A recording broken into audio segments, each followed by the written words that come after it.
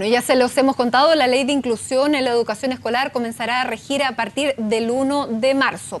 Según el gobierno, la normativa se enfoca en garantizar el derecho a la educación a través de medidas como la gratuidad y el fin al lucro y a la selección. Además, los alumnos no podrán ser privados de las clases por presentación personal o falta de materiales.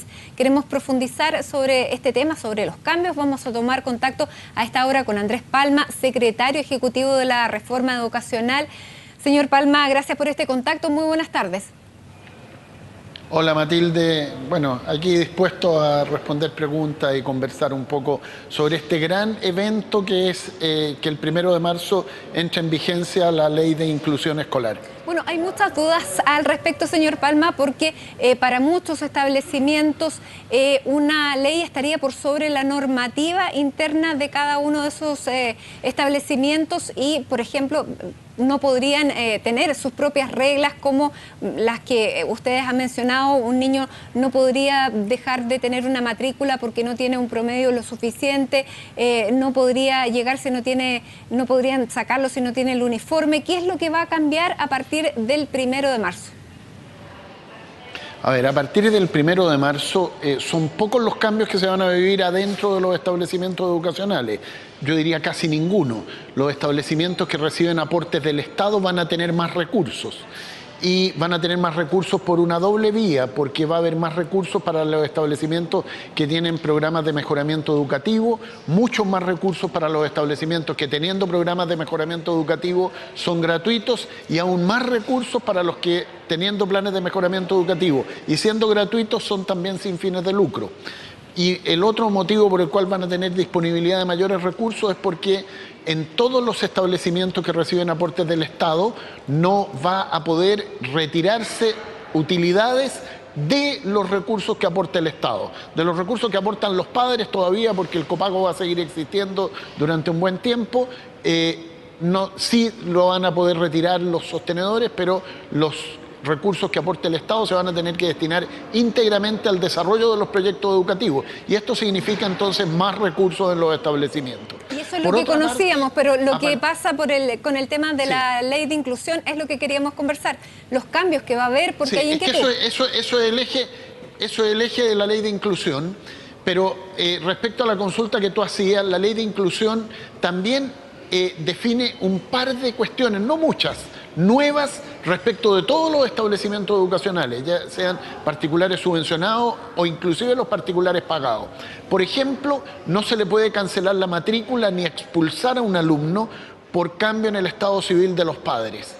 Ni se puede expulsar a un alumno o cancelar la matrícula por, entre comillas, el rendimiento escolar. O sea, si un alumno tiene un 5, pero el colegio dijo te debiera tener un 5,5, entonces no se le puede cancelar la matrícula, no se le puede expulsar, porque ese alumno aprobó las materias de acuerdo a los estándares formales del establecimiento.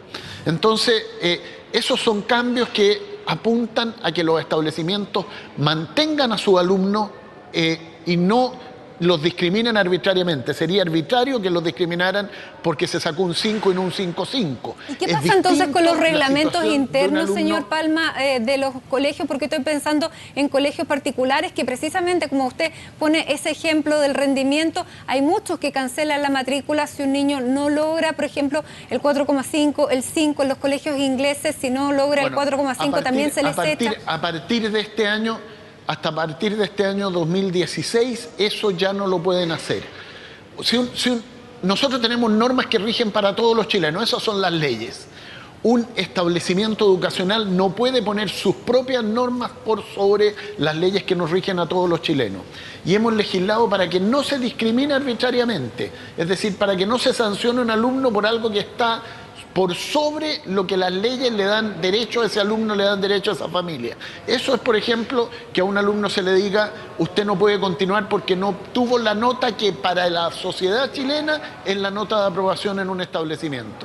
O que se le diga a un alumno usted no puede continuar en este establecimiento porque algo que la sociedad chilena admite, que es que los padres se separen, este establecimiento no lo permite. Esas son normas discriminatorias que afectan al conjunto de la sociedad y en la ley de inclusión escolar entonces los legisladores pusieron estas normas para que los establecimientos se tengan que adecuar al conjunto de las normativas, porque esto de no discriminar arbitrariamente en realidad es un principio de la Constitución, no es un principio ni siquiera de la Ley de Inclusión Escolar. Pero yo le pregunto, lo que estarían argumentando ellos es que cuando un alumno entra a un determinado colegio, sabe las reglas que rigen ese colegio y las acepta. Entonces, los colegios pueden argumentar que esas reglas fueron aceptadas y bajo esos principios un alumno entró, por lo tanto, ellos tienen derecho a mantenerlas. ¿Pueden argumentar esas razones? Lo que pasa es que los establecimientos educacionales gozan de un reconocimiento oficial, por eso ponen notas, por eso los promueven de curso, por eso se validan sus estudios cuando terminan los ciclos educacionales y pueden entrar a un centro de formación técnica o a una universidad, y eso está normado por determinada legislación. Y la legislación chilena dice que no se puede discriminar arbitrariamente por una serie de materias. Algunos establecimientos decían, yo puedo pedir la fe de bautismo, yo puedo pedir el certificado de matrimonio de los padres. Eso va contra la legislación chilena y eso es las únicas materias en las cuales la ley de inclusión ha puesto un paso más allá. Ahora, se ha dicho es que los establecimientos en los reglamentos no pueden entonces poner disciplina. No, eso no es así. La disciplina es parte del proceso formativo, del proceso educativo, y las normas disciplinarias de los establecimientos que no sean discriminatorias y que no vayan contra la moral y las buenas costumbres pueden seguir siendo aplicadas razonablemente. Una de las cuestiones que se ha discutido en los últimos días tiene que ver con si se puede devolver a un niño a su casa. ¿Se da cuenta usted lo que es devolver a un niño de 12 años, de 14 años a la casa cuando los padres no están en la casa? Eso está prohibido también, pero eso estaba prohibido antes de la Ley de Inclusión Escolar, estaba prohibido ya el año 2015 y en realidad desde el año 2009. Entonces la mayor parte de los establecimientos ya ha adecuado sus normas a esas disposiciones vigentes desde la dictación de la Ley General de Educación el año 2009. Hoy día la subsecretaria Valentina Quiroga decía que, bueno, los reglamentos tenían que aplicarse con sentido común, pero muchas veces el sentido común es lo que más falta y en ese sentido deberían quedar las reglas muchísimo más claras.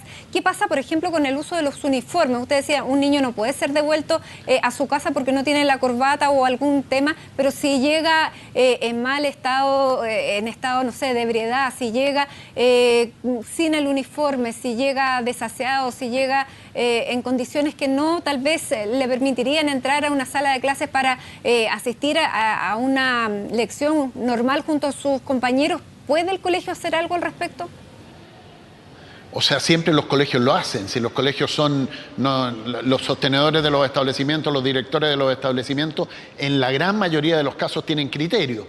Pero fíjese que hay 160 y tantas denuncias a la Superintendencia de Educación en el año 2015, solo en el año 2015, 160 y tantas denuncias de padres que reclaman contra los establecimientos porque devolvieron a sus niños a la casa y los niños no tenían con quién quedarse en las casas.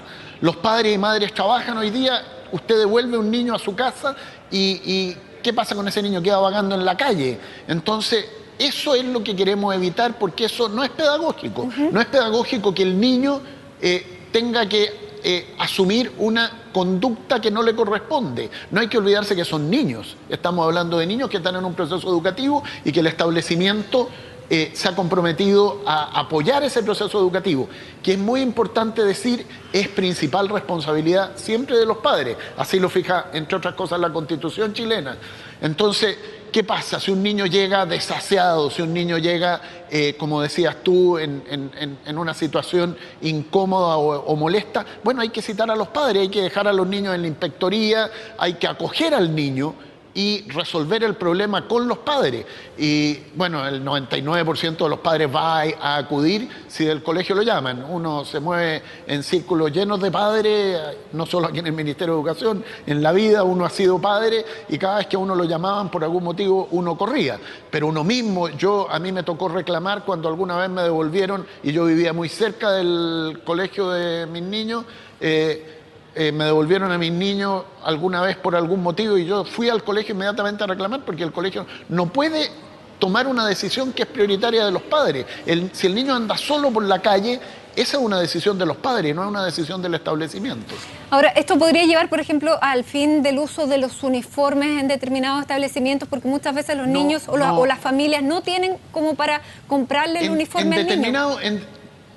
Como tú dices, en determinados establecimientos sí, porque el uso del uniforme escolar desde hace muchos años ya es voluntario en el país. O sea, el establecimiento decide si tiene uniforme o no tiene uniforme. Si se da la situación de un establecimiento en que los papás no tienen para comprar los uniformes, bueno, lo que pasa hoy día, ¿no es cierto? Compran un par de blue jeans o un pantalón gris, una polera blanca, porque algo de ropa tendrán que tener. Entonces, más que un uniforme, una cierta vestimenta regular. Hay muchos establecimientos pequeños que tienen esa situación.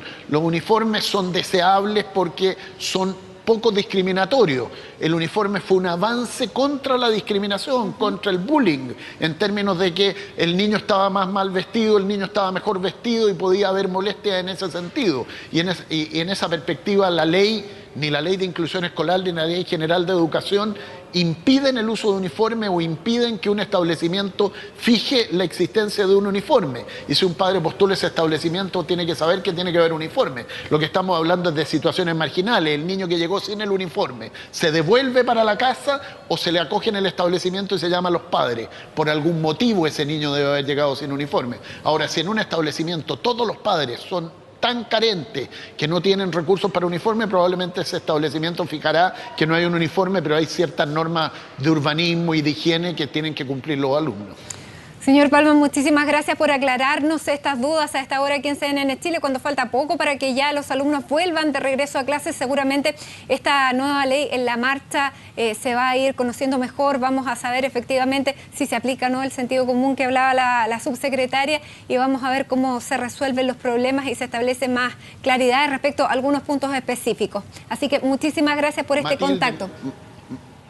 Muchas gracias, Matilde. Yo estoy seguro que el sentido común va a primar y que la tradición que tenemos nosotros los chilenos de valorar el proceso educacional la vamos a reconstruir a partir de esta norma que es tan importante y comienza a regir el próximo día martes. Muchas gracias.